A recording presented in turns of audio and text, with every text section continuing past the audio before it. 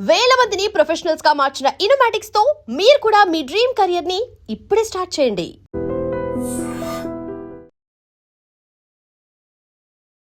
జట్టు గెలుస్తున్నప్పుడు ఎవరూ మార్పులు చేయాలనుకోరు. ఈ క్రమంలోనే కొంతమంది ఫామ్లో లేని ఆటగాళ్లను కూడా మేనేజ్మెంట్ కొనసాగిస్తూ ఉంటుంది. కానీ ఓడిపోతే మాత్రం ఖచ్చితంగా వ్యక్తిగత ప్రదర్శనలు పరిగణలోకి వస్తాయి.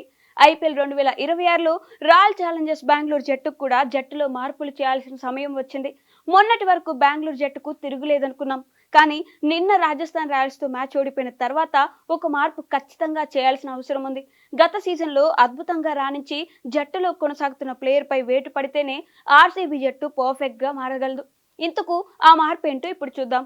ఐపీఎల్ 2026లో రాయల్ ఛాలెంజర్స్ బెంగళూరు జట్టు తొలి 2 మ్యాచ్లు గెలవడంతో మరోసారి టైటిల్పై ఆశలు వచ్చాయి.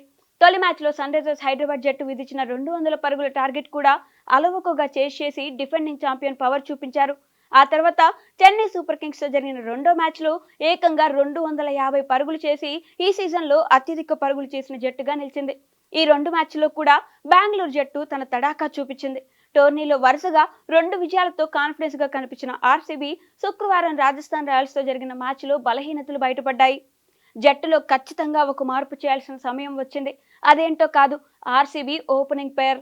ప్రస్తుతం రాయల్ ఛాలెంజర్స్ బెంగళూరు జట్టు ఇన్నింగ్స్ ను ఇంగ్లాండ్ విధ్వంసకర వీరుడు Phil Salt, super star Virat Kohli open చేస్తున్నారు.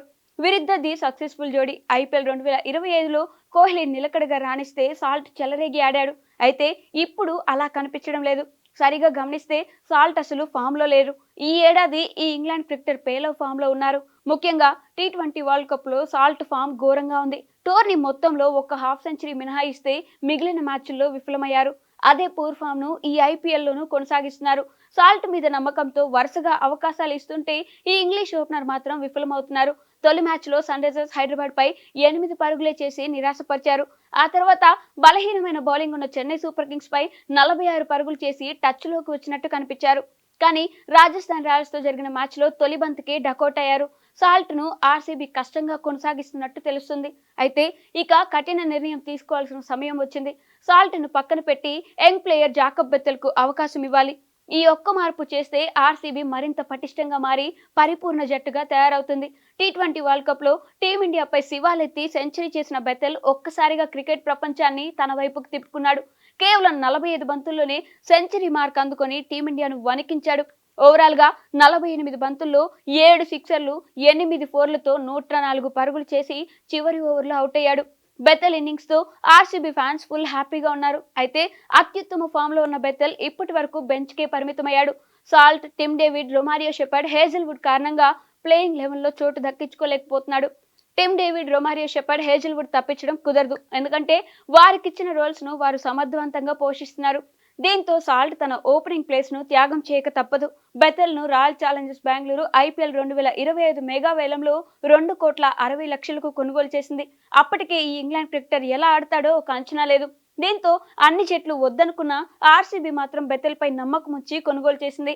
ఈ ఇంగ్లీష్ బ్యాటింగ్ ఆల్రౌండర్ ను ఆర్సీబీ ఫ్రాంచైజీ తమ మిడిల్ ఆర్డర్ ను స్ట్రాంగ్ చేసుకోవడానికి తీసుకుంది. ఆ తర్వాత ఇటీవల జరిగిన 2026 మినీ యాక్షన్ లో బెత్తెల్ ను రిలీజ్ చేయకుండా ఆర్సీబీ జట్టు రిటైన్ చేసుకుంది.